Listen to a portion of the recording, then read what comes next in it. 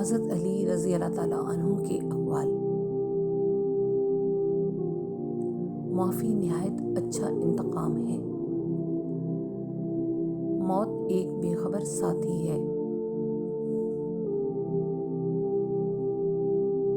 مصیبت میں گھبرانا کمال درجے کی مصیبت ہے۔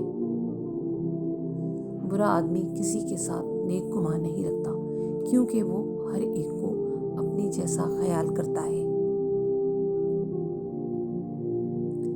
اپنے دلوں سے دوستی کا حال پوچھو، کیونکہ یہ ایسے گواہ ہیں جو کسی سے رشوت نہیں لیتے۔ جو شخص خواہ اپنے آپ کو محتاج بناتا ہے وہ محتاج ہی رہتا ہے۔ نیکی کرنے کی نسبت گناہوں سے بچنا بہتر ہے۔